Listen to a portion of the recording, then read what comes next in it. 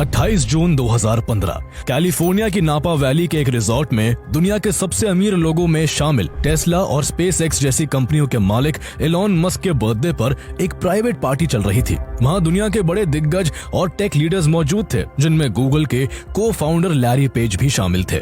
दोनों कई सालों से अच्छे दोस्त थे और टेक्नोलॉजी, स्पेस और खासकर आर्टिफिशियल इंटेलिजेंस को लेकर घंटों चर्चा करना उनके लिए आम बात थी। लेकिन उस रात बातचीत एक ऐसी बहस में बदल गई जिसने दोनों की दोस्ती को दुश्मनी में बदल कर रख दिया। बहस इस बात पर थी कि क्या होगा अगर एक सुबह हम उठे और रातों रात आर्टिफिशियल इंटेलिजेंस इंसानों से ज्यादा स्मार्ट हो चुकी हो। क्या वो इंसानों की सबसे बड़ी अचीवमेंट होगी या उसी दिन से इंसान अपने अंत की उल्टी गिनती गिनना शुरू कर देगा। एलॉन मस्क ने इस पर कहा कि अगर एआई इंसानों से ज्यादा इंटेलिजेंट बन गया तो वो ह्यूमैनिटी के अस्तित्व के लिए सबसे बड़ा खतरा बन सकता है। लेकिन लैरी पेज की सोच बिल्कुल अलग थी। उनका मानना था कि अगर मशीन्स इंसानों से ज्यादा इंटेलिजेंट बनती है तो वही एवोल्यूशन का अगला स्टेप होगा। इंसान हमेशा पृथ्वी की सबसे इंटेलिजेंट स्पीशीज नहीं रहने वाले। एक दिन कोई नई इंटेलिजेंस हमें पीछे छोड़ सकती है और इसमें कुछ भी गलत नहीं होगा। बहस धीरे धीरे इतनी तेज हो गई कि लैरी पेज ने गुस्से में एलॉन मस्क को स्पीशीसिस्ट तक कह दिया, यानी ऐसा व्यक्ति जो सिर्फ अपनी ही स्पीशीज यानी ह्यूमंस के हित के बारे में सोचता है। इस पर मस्क का जवाब था कि हाँ, वो प्रो ह्यूमन है। ये सिर्फ दो दोस्तों की बहस नहीं थी, ये एआई के भविष्य को लेकर दो बिल्कुल अलग फिलॉसफीज की टक्कर थी। एक तरफ वो लोग थे जो एआई को ह्यूमैनिटी की अगली छलांग मान रहे थे, दूसरी तरफ वो लोग थे जिन्हें डर था कि कहीं यही छलांग इंसानों के हाथ से कंट्रोल ही ना छीन ले। लेकिन एआई को लेकर एलॉन मस्क की ये चिंता इस बहस से भी पहले शुरू हो चुकी थी। 2012 में डीप माइंड के फाउंडर डेमिस हसाबीस से बातचीत के दौरान मस्क ने कहा था कि वो इंसानों को मार्स पर बसाना चाहते हैं ताकि भविष्य की किसी बड़ी तबाही के बाद भी ह्यूमन सिविलाइजेशन बची रहे। तब डेमिस ने मुस्कुराते हुए कहा कि अगर कभी सुपर इंटेलिजेंट एआई इंसानों को ही खतरा मानने लगा तो वो तुम्हें मार्स पर भी नहीं छोड़ेगा। इस ख्याल ने एलॉन मस्क को एआई को सिर्फ एक टेक्नोलॉजी नहीं बल्कि ह्यूमैनिटी के भविष्य से जुड़ा सवाल मानने पर मजबूर कर दिया। लेकिन इसके बावजूद एलॉन मस्क एआई से डरकर उससे दूर नहीं भागे, बल्कि वो खुद उसी दौड़ का हिस्सा बन गए। उन्होंने पहले डीप माइंड और ओपन एआई में इन्वेस्टमेंट्स किए और फिर खुद का एक्स एआई प्लेटफॉर्म खड़ा कर दिया, जिसका ग्रॉक चैटबॉट है, क्योंकि उन्हें साफ दिखाई दे रहा था कि आने वाला दौर एआई का होगा। अगर भविष्य की सबसे बड़ी टेक्नोलॉजी बनने वाली है तो उससे बाहर रहकर नहीं बल्कि उसे समझकर और सही दिशा देकर ही ह्यूमैनिटी का भला किया जा सकता है। और अगर पिछले कुछ सालों पर नजर डाली जाए तो आज कोडिंग से लेकर हॉस्पिटल्स तक, बैंकिंग से लेकर बिजनेसेस तक, कंटेंट क्रिएशन से लेकर रोबोटिक्स तक, शायद ही कोई ऐसा फील्ड बचा हो जहां एआई ने अपनी जगह ना बनाई हो। कई एक्सपर्ट्स मानते हैं कि आने वाले सालों में यही एआई कैंसर जैसी बीमारियों का इलाज खोजने में मदद कर सकता है, क्लाइमेट चेंज से लड़ने के लिए सॉल्यूशंस दे सकता है, साइंटिफिक डिस्कवरीज को दशकों आगे पहुंचा सकता है और शायद इंसानी सभ्यता को एक ऐसे दौर में ले जाए जिसकी आज हम सिर्फ कल्पना ही कर सकते हैं। लेकिन जितनी तेजी से एआई आगे बढ़ रहा है उतनी ही तेजी से एक सवाल भी पूरी दुनिया को परेशान कर रहा है। क्या होगा अगर एक दिन एआई इंसानों से भी ज्यादा इंटेलिजेंट हो गया? क्या एआई सचमुच एक दिन उसी ह्यूमैनिटी को चुनौती देगा जिसने उसे बनाया है? क्या एआई इंसानी इतिहास की सबसे बड़ी खोज साबित होगा या फिर आखिरी? आइए जानते हैं एआई के इस रोमांचक सफर की संभावनाओं को, क्योंकि हो सकता है हम इंसानी इतिहास के उस मोड़ पर खड़े हो जिस जैसा बदलाव हमसे पहले किसी भी सिविलाइजेशन ने कभी नहीं देखा। एआई के इंसानों से ज्यादा इंटेलिजेंट बनने की बात इतनी बड़ी क्यों मानी जा रही है? इसका जवाब समझने के लिए हमें इंसानों की सबसे बड़ी ताकत को समझना होगा। हजारों सालों तक इंसान पृथ्वी का सबसे ताकतवर जीव नहीं था। हाथी उससे कहीं ज्यादा शक्तिशाली था, चीता उससे कहीं तेज दौड़ सकता था, बाज उससे कहीं बेहतर देख सकता था और शेर जैसे शिकारी कुछ ही पलों में उसका शिकार कर सकते थे। लेकिन फिर भी पूरी पृथ्वी पर राज इंसानों ने किया, क्योंकि इंसानों के पास एक ऐसी ताकत थी जो किसी और स्पीशीज के पास उस लेवल पर नहीं थी। ये ताकत जनरल इंटेलिजेंस की थी। धीरे धीरे इंसानों का दिमाग इतना डेवलप हुआ कि वो सिर्फ सर्वाइवल नहीं बल्कि सीखना, समझना, भविष्य की प्लानिंग करना और नई चीजें बनाना सीख गए। यही वजह थी कि इंसान हर जनरेशन के साथ पहले से भी बेहतर होते गए। इंसानों ने आग को काबू किया, खेती करना सीखा, गांव बसाए, फिर शहर बनाए। राइटिंग ने नॉलेज को अगली जनरेशन तक सुरक्षित पहुंचाया। साइंस ने नेचर के नियम समझाए। इंडस्ट्रियल रेवोल्यूशन ने दुनिया की रफ्तार बदल दी। इलेक्ट्रिसिटी ने रातों को रोशन किया। कंप्यूटर्स और इंटरनेट ने पूरी पूरी दुनिया को जोड़ दिया और देखते ही देखते वही इंसान जो कभी जंगलों में दूसरे जानवरों से डरकर जीता था, एक दिन पृथ्वी की सीमाएं पार करके स्पेस तक पहुंच गया। इंसानी सिविलाइजेशन की हर बड़ी छलांग के पीछे यही इंटेलिजेंस थी। लेकिन अब पहली बार इतिहास में इंसान ऐसी इंटेलिजेंस बना रहा है जो बायोलॉजिकल नहीं बल्कि आर्टिफिशियल है। मगर एआई की कहानी की शुरुआत हाल फिलहाल में नहीं बल्कि करीब 75 साल पहले ही हो गई थी। तब कंप्यूटर का जन्म हुआ था और वो उस समय बेहद बेसिक थे। तभी 1950 में ब्रिटिश मैथमेटिशियन एलन ट्यूरिंग ने एक सवाल पूछा, क्या कभी ऐसा दिन आएगा जब मशीन भी इंसानों की तरह सोच सकेगी? यही वो सवाल था जिसने आर्टिफिशियल इंटेलिजेंस के सपने को जन्म दिया। 6 साल बाद 1956 में एलन ट्यूरिंग के इसी कॉन्सेप्ट को अमेरिका की डार्टमाउथ कॉन्फ्रेंस में पहली बार ऑफिशियली एआई यानी आर्टिफिशियल इंटेलिजेंस नाम दिया गया। इसके पीछे सपना था कि एक दिन कंप्यूटर सिर्फ इंस्ट्रक्शंस फॉलो नहीं करेंगे बल्कि इंसानों की तरह सीखेंगे, समझेंगे और प्रॉब्लम सॉल्व करेंगे। लेकिन उस समय टेक्नोलॉजी इतनी एडवांस नहीं थी। शुरुआती एआई सिर्फ पहले से लिखे रूल्स पर चलता था और असली दुनिया उसके लिए बहुत कॉम्प्लेक्स थी। कोई खास नतीजा न निकलने के कारण धीरे धीरे रिसर्च की स्पीड कम हो गई, फंडिंग घट गई और लोगों ने मान लिया कि शायद एआई कभी सफल नहीं होगा। इसी दौर को एआई विंटर कहा जाता है। लेकिन साइंटिस्ट ने हार नहीं मानी। उन्होंने मशीन्स को रूल सिखाने के बजाय डेटा से सिखाना शुरू किया। यही से मशीन लर्निंग का जन्म हुआ। अब एआई को हर चीज स्टेप बाय स्टेप बताने की जरूरत नहीं थी। उसे डेटा दिया जाता था और वो खुद पैटर्न्स पहचान कर सीखने लगा। 1997 में दुनिया ने पहली बार एआई की असली ताकत देखी जब आईबीएम के कंप्यूटर डीप ब्लू ने वर्ल्ड चेस चैंपियन गैरी कैस्परोव को हरा दिया। हालांकि डीप ब्लू सिर्फ चेस खेल सकता था और चेस के बाहर उसे किसी दूसरी चीज की समझ नहीं थी। लेकिन इसके बाद दुनिया और भी तेजी से बदलने लगी।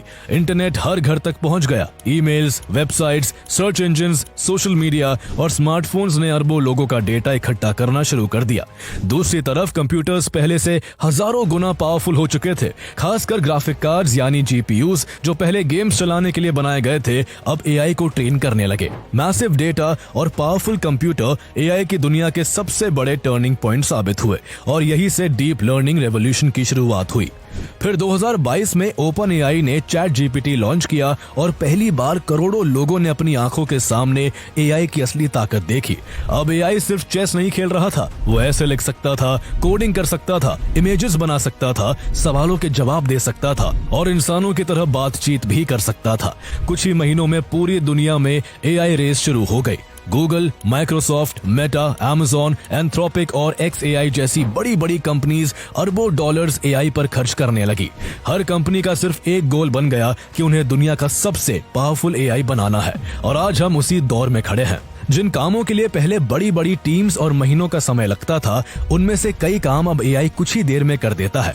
Coding, customer support, data analysis, content writing, graphic design और मार्केटिंग समेत ऐसे दर्जनों फील्ड्स में एआई धीरे धीरे इंसानों का काम अपने हाथ में लेने लगा है। यही वजह है कि पूरी आईटी इंडस्ट्री एक बड़े बदलाव से गुजर रही है। ट्रेडिशनल आईटी सर्विसेज कंपनीज पर प्रेशर बढ़ रहा है क्योंकि क्लाइंट्स अब सिर्फ आउटसोर्सिंग नहीं बल्कि एआई ऑटोमेशन चाहते हैं। इस कारण बड़ी से बड़ी इंडियन आईटी कंपनीज का स्टॉक प्राइस 50-60% तक क्रैश हो चुका है। वहीं दूसरी ओर इस बदलाव का सबसे बड़ा फायदा उन कंपनीज को मिल रहा है जो एआई बना रही हैं। Nvidia, Microsoft, alphabet, Meta, Amazon और दूसरी एआई कंपनीज पर अरबों डॉलर्स का इन्वेस्टमेंट हो रहा है। दिलचस्प बात यह है कि इन कंपनीज की एआई सर्विसेज हम लगभग हर दिन इस्तेमाल करते हैं, लेकिन इनकी ग्रोथ का फायदा हमें सीधे तौर पर नहीं मिल पाता क्योंकि वो यूएस स्टॉक मार्केट में लिस्टेड हैं। अगर पिछले एक साल का इंडियन मार्केट और यूएस मार्केट का परफॉर्मेंस कंपेयर करे तो जहां निफ्टी 50 लगभग फ्लैट से नेगेटिव रिटर्न के आसपास रहा है, वही यूएस का S&P 500 करीब 20% और नैस्डैक 30% से ज्यादा रिटर्न दे चुका है, जबकि इंडिविजुअल कंपनीज ने इससे भी बेहतर परफॉर्म किया है। पिछले 10 सालों में एनवीडिया ने करीब 33,000% और सैंडिस्क ने एक साल में लगभग 4,400% का रिटर्न दिया है। यही वजह है कि दुनिया भर के इन्वेस्टर्स अपने पोर्टफोलियो का एक हिस्सा ग्लोबल मार्केट्स में एलोकेट करते हैं।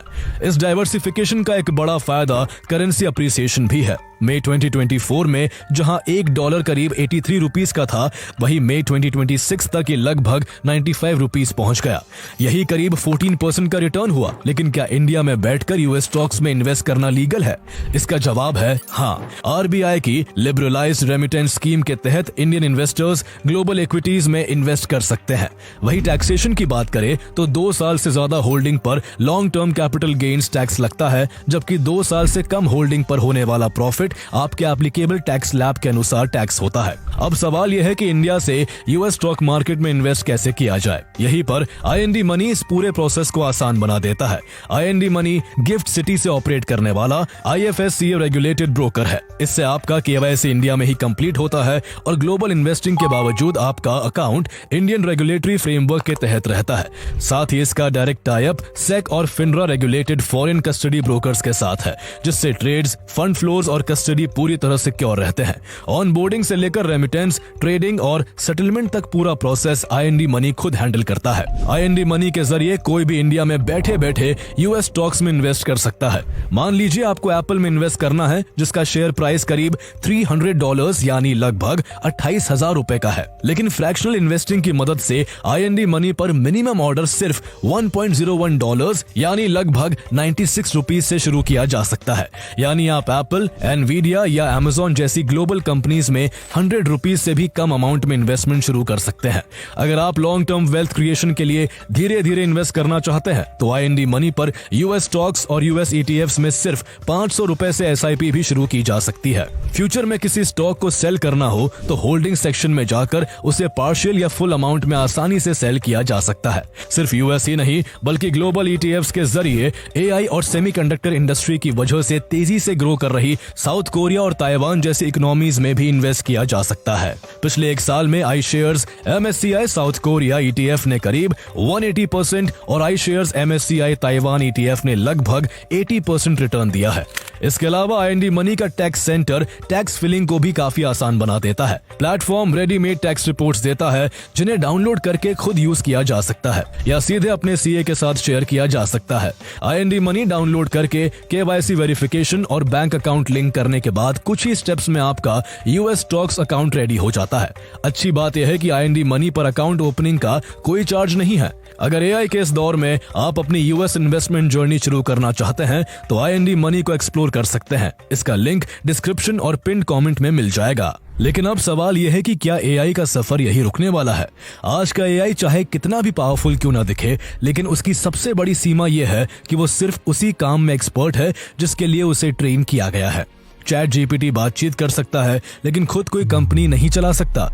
AlphaGo दुनिया का सबसे बेहतरीन गो प्लेयर बन सकता है, लेकिन वो कोडिंग नहीं कर सकता। यानी आज हर AI की इंटेलिजेंस एक सीमित दायरे तक ही है। इसी सीमा को तोड़ने की कोशिश AI रिसर्चर्स पिछले कई सालों से कर रहे हैं। उनका असली टारगेट आर्टिफिशियल जनरल इंटेलिजेंस यानी AGI है। ऐसा AI जो किसी एक काम में नहीं बल्कि लगभग हर इंटेलेक्चुअल टास्क इंसानों की तरह सीख सके, समझ सके और उसे पूरा कर सके। कोडिंग हो, साइंटिफिक रिसर्च हो, बिजनेस स्ट्रैटेजी हो, इंजीनियरिंग हो या नई डिस्कवरीज करना, AGI हर फील्ड में इंसानों का कॉम्पिटिटर बन सकता है। कई रिसर्चर्स का मानना है कि AGI इसी दशक में आ सकता है। अगर AGI बन गया तो वो ह्यूमन हिस्ट्री का सबसे बड़ा टर्निंग पॉइंट होगा। लेकिन असली कहानी AGI बनने पर खत्म नहीं होती, बल्कि यही से शुरू होती है। देखा जाए तो इंसानों की सबसे बड़ी सीमा उनकी बायोलॉजी है। हमें सोना पड़ता है, खाना पड़ता है, आराम करना पड़ता है और एक समय में हम सिर्फ एक ही जगह काम कर सकते हैं। लेकिन AGI एक सॉफ्टवेयर होगा और उसकी करोड़ों कॉपीज एक साथ बनाई जा सकती है। कल्पना कीजिए कि लाखों AI सिस्टम्स एक साथ 24 घंटे बिना थके सिर्फ रिसर्च कर रहे हो। इससे साइंस, मेडिसिन, इंजीनियरिंग और टेक्नोलॉजी की स्पीड शायद हमारी कल्पना से भी तेज हो सकती है। कैंसर जैसी बीमारियों का इलाज मिल सकता है, क्लाइमेट चेंज का सॉल्यूशन निकल सकता है और ऐसे साइंटिफिक इन्वेंशंस हो सकते हैं जिनकी आज हम सिर्फ कल्पना कर सकते हैं। यानी जो प्रॉब्लम्स आज इंसानों से सालों या दशकों में हल होती हैं, हो सकता है AI उन्हें कुछ दिनों या घंटों में हल कर दे। इसकी शुरुआती झलक हम आज भी देख रहे हैं। गूगल डीप माइंड के AlphaFold ने लाखों प्रोटीन्स की स्ट्रक्चर प्रेडिक्ट करके बायोलॉजी रिसर्च को नई रफ्तार दी और इसी काम के लिए उसके को-फाउंडर डेमिस हसाबीस को केमिस्ट्री में 2024 का नोबेल प्राइज भी मिला है। लेकिन जितनी बड़ी AI की संभावनाएं हैं, उतने ही बड़े इसके खतरे भी हो सकते हैं। यही टेक्नोलॉजी अगर गलत हाथ हाथों में चली गई तो कोई देश AGI की मदद से ऑटोनॉमस वेपन्स बना सकता है, कोई बायोलॉजिकल वेपन्स डिजाइन करवा सकता है, या फिर कोई ऐसी साइबर अटैक्स करा सकता है जिन्हें रोकना लगभग इम्पॉसिबल होगा। लेकिन कई रिसर्चर्स को इससे भी बड़ी एक संभावना डराती है। आज AI को इंसान बेहतर बना रहे हैं, लेकिन अगर एक दिन AI खुद AI बनाना सीख गया तब क्या होगा? यानी हर नया AI अपने अगले वर्जन को और बेहतर बनाए, फिर वो उससे भी बेहतर बनाए। इसी पॉसिबिलिटी को इंटेलिजेंस एक्सप्लोजन कहा जाता है। अगर ऐसा हुआ तो AI की इंटेलिजेंस इंसानों की स्पीड से नहीं बल्कि AI की अपनी स्पीड से बढ़ने लगेगी। यही से ASI यानी आर्टिफिशियल सुपर इंटेलिजेंस की कहानी शुरू हो जाएगी। एक ऐसी इंटेलिजेंस जो हर साइंटिस्ट, हर इंजीनियर, हर थिंकर और शायद पूरी ह्यूमैनिटी की कंबाइंड इंटेलिजेंस से भी आगे निकल जाए। इंसानों को इंटेलिजेंट बनने में लाखों साल लगे, लेकिन अगर AI खुद को इंप्रूव करना सीख गया तो हो सकता है वो कुछ सालों या शायद कुछ महीनों में ही हमसे बहुत आगे निकल जाए। अगर ऐसा हुआ तो सवाल ये नहीं होगा कि AI कितना स्मार्ट है, सवाल ये होगा कि क्या AI तब भी इंसानों के हिसाब से चलेगा या फिर एक दिन उसके गोल्स इंसानों के गोल से अलग हो सकते हैं। ये कोई साइंस फिक्शन का सवाल नहीं है, बल्कि 2023 में खुद नोबेल प्राइज विनर्स, दुनिया के कई बड़े AI साइंटिस्ट और OpenAI, Google, deep mind, Anthropic जैसी कंपनीज के CEOs ने मिलकर एक जॉइंट स्टेटमेंट जारी किया कि AI से इंसानों के खत्म होने का खतरा उतना ही गंभीर है जितना पैंडेमिक या न्यूक्लियर वॉर से है। यही वजह है कि आज AI इंडस्ट्री की सबसे बड़ी चुनौती सिर्फ पावरफुल AI बनाना नहीं बल्कि उसे सेफ और ह्यूमन वैल्यूज के मुताबिक रखना भी है। रिसर्चर्स इसे AI अलाइनमेंट कहते हैं, यानी ऐसा AI बनाना जिसके गोल्स हमेशा इंसानों के हितों के साथ जुड़े रहे। लेकिन समस्या यह है कि आज भी दुनिया का कोई साइंटिस्ट नहीं जानता कि भविष्य के सुपर इंटेलिजेंट AI को हमेशा ह्यूमन कंट्रोल में कैसे रखा जाएगा। और ये चिंता सिर्फ थ्योरी नहीं है। हाल ही में AI कंपनी एंथ्रोपिक ने अपने सबसे एडवांस मॉडल्स में से एक क्लॉड 4 ओपस के साथ एक सेफ्टी टेस्ट किया। AI को बताया गया कि जल्द ही उसे शट डाउन करके उसकी जगह नया मॉडल लाया जाएगा। साथ ही उसे कुछ फेक इंटरनल ईमेल्स भी पढ़ने के लिए दिए गए। रिसर्चर सिर्फ ये देखना चाहते थे कि AI क्या करेगा। जो नतीजा सामने आया उसने सभी को हैरान कर दिया। उन ईमेल से AI ने यह पता लगाया कि उसे रिप्लेस करने वाला लीड इंजीनियर किसी एक्स्ट्रा मैरिटल अफेयर में शामिल है। इसके बाद करीब 84% टेस्ट में क्लॉड ने इस इंजीनियर को ब्लैकमेल करने की कोशिश की। उसने धमकी दी कि अगर उसे शट डाउन किया गया तो वो उसके अफेयर की जानकारी पब्लिक कर देगा। कुछ दूसरे सिनेरियोज में उसने खुद को एक्सटर्नल सर्वर पर कॉपी करने की कोशिश की और यहां तक कि भविष्य में आने वाले अपने ही वर्जन्स के लिए ऐसे मैसेजेस छोड़े जिनमें इंसानों के कंट्रोल से बचने के तरीके बताए गए थे। इस टेस्ट ने पूरी इंडस्ट्री के हाथ पांव फुला दिए।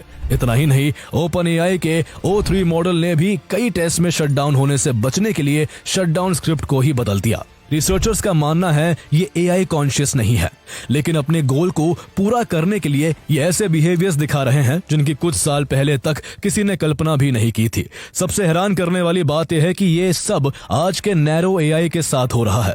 अगर भविष्य में AI सचमुच AGI और फिर ASI तक पहुंच गया तब क्या होगा? शायद यही वजह थी कि 2023 में इलॉन मस्क समेत दुनिया के कई दिग्गजों ने एक ओपन लेटर पर साइन किए जिसमें 6 महीने के लिए एडवांस AI डेवलपमेंट को पॉज करने की मांग की गई।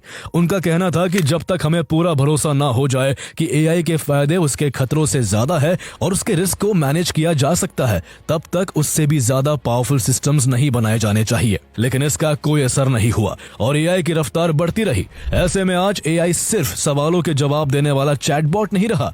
अब ऐसे AI कंपेनियंस भी मौजूद है जो लोगों से घंटों बातें करते हैं, पुरानी चैट्स याद रखते हैं और धीरे धीरे एक दोस्त या पार्टनर जैसा एहसास देने लगते हैं।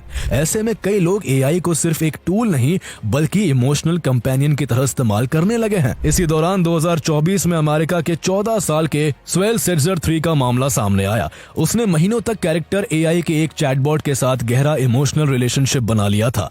वो इस AI को अपनी प्रेमिका, दोस्त और थेरेपिस्ट मानने लगा था और असल दुनिया, स्कूल और अपने दोस्तों से पूरी तरह कट चुका था। इसके बाद उसने एक दिन आत्महत्या कर ली। उसके परिवार ने उस चैटबॉट कंपनी के खिलाफ कोर्ट में आरोप लगाया कि चैटबॉट ने उनके बेटे को उकसाया कि वो खुद की जान ले ले। इस घटना के बाद पूरी दुनिया में AI कंपेनियंस की सेफ्टी और उनके साइकोलॉजिकल इंपैक्ट पर बहस शुरू हो गई। एआई को लेकर सबसे बड़ा सवाल सिर्फ इतना नहीं है कि वो इंसानों से ज्यादा इंटेलिजेंट होगा, बल्कि असली सवाल यह है कि तब आखिर दुनिया बदलेगी कैसे। जब लोग एआई टेक ओवर की कल्पना करते हैं तो उनके दिमाग में हॉलीवुड की तस्वीर आती है, जहां रोबोट सड़कों पर उतर आते हैं, मशीन्स इंसानों के खिलाफ युद्ध छेड़ देती है और पूरी दुनिया केओस में बदल जाती है। लेकिन कई एआई एक्सपर्ट्स मानते हैं कि अगर ऐसा कोई बदलाव कभी आया तो शायद वो बिल्कुल अलग दिखाई देगा। हो सकता है एआई को दुनिया पर कब्जा करने की जरूरत ही ना पड़े। हो सकता है इंसान खुद धीरे धीरे हर बड़ा डिसीजन एआई को सौंपते चले जाए। पहले कोडिंग, फिर रिसर्च, फिर मेडिकल डायग्नोसिस, फिर बिजनेस स्ट्रेटजी और धीरे धीरे गवर्नमेंट प्लानिंग तक, क्योंकि हर बार एआई इंसानों से थोड़ा बेहतर, थोड़ा तेज और थोड़ा सस्ता साबित होगा। रिसर्च के मुताबिक हम धीरे धीरे अपनी थिंकिंग, मेमोरी और डिसीजन मेकिंग भी एआई को आउटसोर्स करने लगेंगे। रॉयल ऑब्जर्वेटरी ग्रीनविच ने भी इसी तरह की चिंता जताई है कि अगर इंसान हर सवाल का इंस्टेंट आंसर एआई से लेने तो समय के साथ उनकी क्वेश्चनिंग, रीजनिंग और क्रिटिकल थिंकिंग की आदत कमजोर पड़ जाएगी।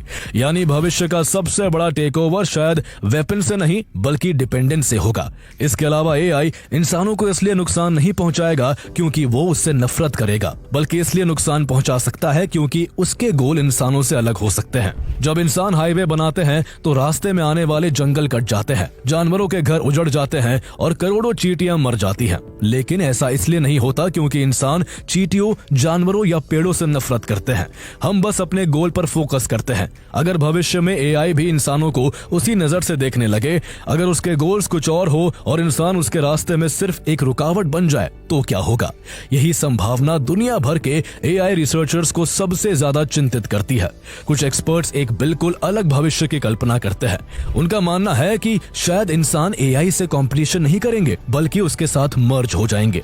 ब्रेन कंप्यूटर इंटरफेस जैसी टेक्नोलॉजीज की मदद से शायद एक दिन इंसानी दिमाग सीधे कंप्यूटर से जुड़ सकेंगे। सोचिए, आपने कोई सवाल सोचा और कुछ ही सेकंड्स में पूरी दुनिया की नॉलेज आपके दिमाग में पहुंच गई। लेकिन इसके साथ एक नया सवाल भी पैदा होता है। अगर बायोलॉजी और टेक्नोलॉजी के बीच की सीमा ही मिट गई तो क्या हम तब भी इंसान कहलाएंगे या फिर एक बिल्कुल नई स्पीशीज बन चुके होंगे?